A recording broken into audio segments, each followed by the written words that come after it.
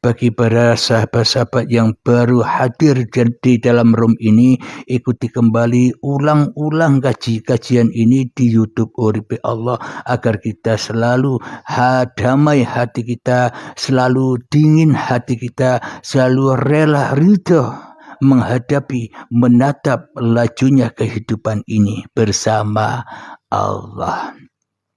Alhamdulillahirabbil alamin. Akhir kalam. Assalamualaikum warahmatullahi wabarakatuh. Ngopi dulu ya, ngopi dulu sambil menghisap rokok.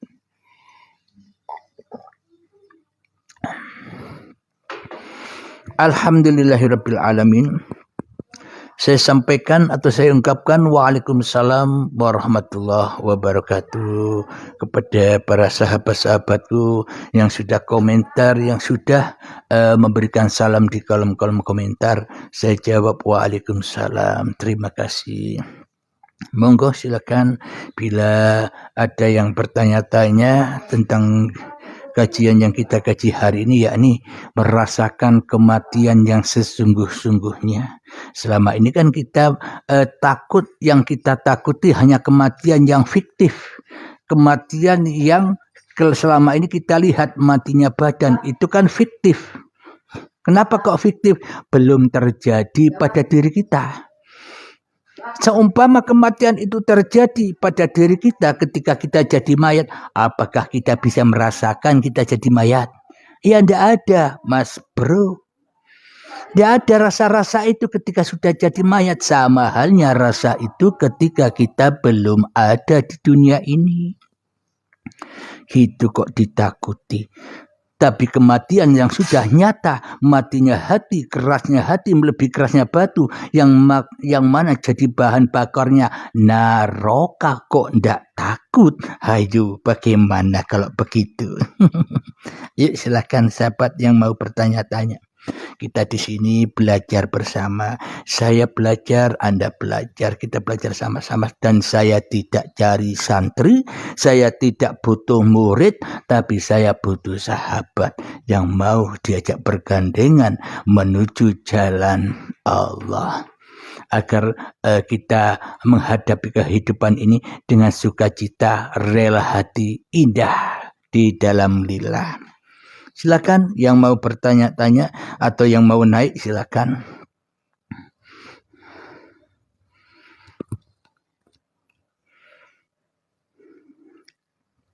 Bila kajian di YouTube Uripe Allah ini membawa kemaslahatan, membawa kepahaman, membawa dampak keindahan di dalam hati Anda, dampak kedamaian di dalam hati Anda, ya jangan dimakan-makan sendiri, jangan dinikmati sendiri, jangan egois, ya share kepada yang lainnya, share kepada saudara, share kepada teman sahabat, dan jangan pedulikan mereka paham atau tidak. Babakan mereka paham atau tidak setelah di-sharekan itu babakan Allah. Sakarpe Allah, pokoknya kita diutus menyampaikan jalan Allah, menyampaikan ketuhanan. Babakan mereka paham atau tidaknya Allah yang ngatur. Jangan kita yang takut, kita bukan Tuhan kok takut.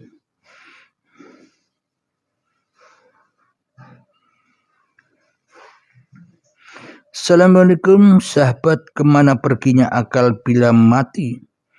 Waalaikumsalam warahmatullahi wabarakatuh. Kemana perginya akal ketika sudah mati? Ya perginya kepada inna lillahi wa inna ilaihi raji'un. Akal itu, pikiran itu, hawa nafsu itu, hati itu ya Allah sendiri. Kalau sudah pergi kepada Allah sendiri, ya enjoy saja. Wong kita tidak punya apa-apa. Bukankah begitu, Kang Mas? Semoga bisa dipahami ya.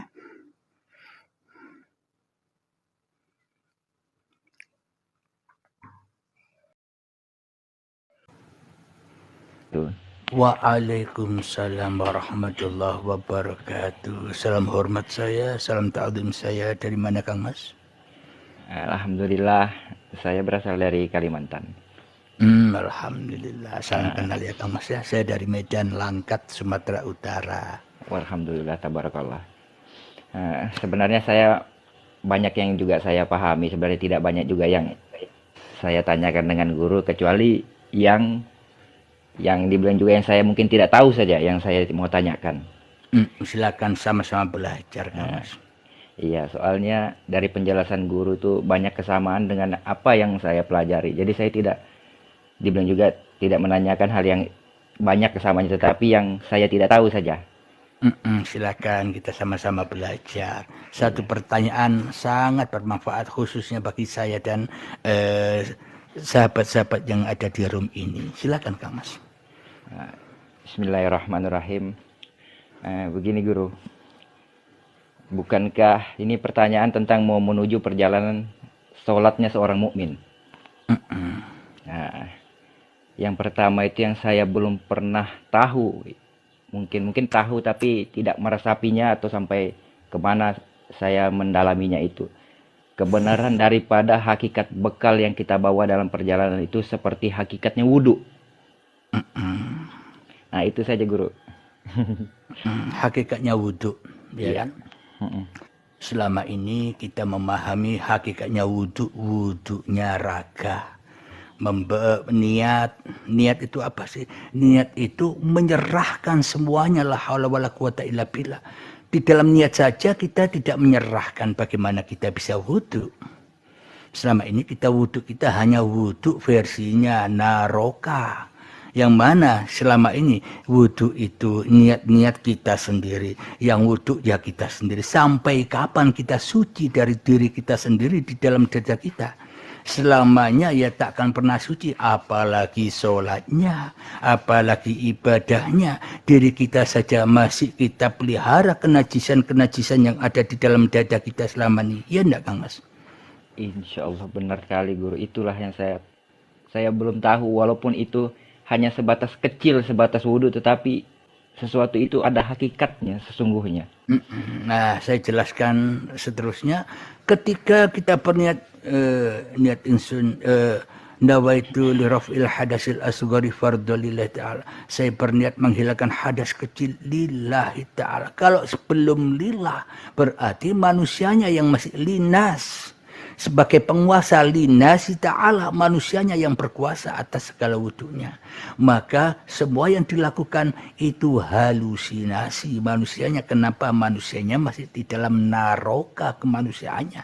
Makna dari wudhu itu di dalam niat kita lepaskan semuanya, bahwa yang berniat ya Allah, yang membasuh muka, apa maknanya? Supaya kita tidak bisa melihat wajah kita lagi, akan tetapi yang ada hanyalah wajhullah yang ada. Inni wajjahtu wajhiya lilladzi fataras samawati wal ard. Bila tak ada wajahku, apa aku bisa menyaksikan wajhullah? Ternyata wajahku ini ya wajahnya Allah. Ini kalau didengar oleh orang yang belum sampai makomnya, gila, sesat, murtad, ya enggak? Benar guru. Maknanya wajah Allah sudah mewujudkan wajahnya ke dalam wajah-wajah ciptaannya. Jadi manusia itulah sebenarnya wajahullah itu. Bila yang ada hanya Allah, maka kemanapun kau hadapkan wajahmu, ya itulah aku, akhirnya indah hidupnya. Kalau sudah melepaskan niatnya dan membasuh mukanya dari wajah atau muka manusianya, ya enggak Kang Mas? Insya Allah benar guru. Itulah yang Kemudian saya. Ah, membasuh kedua tangan. Selama ini tangan kita putus-putus, tangan kita potong-potong sendiri, bahwa kita yang berkuasa atas tangan ini, ya enggak? iya benar.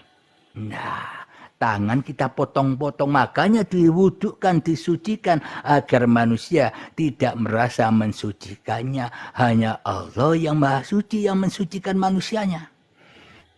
Tapi manusia yang tidak mau kembali kepada Tuhannya, ya masuk di dalam naroka.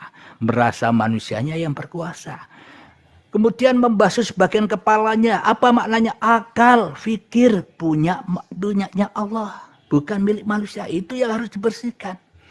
Kemudian membersihkan kedua kaki sampai mata kaki. Ya itu supaya kakinya tidak dipotong-potong lagi oleh manusia. Kakinya agar tidak dipajak-pajaki lagi oleh manusia. Tidak punya kaki kok majak-majaki kaki.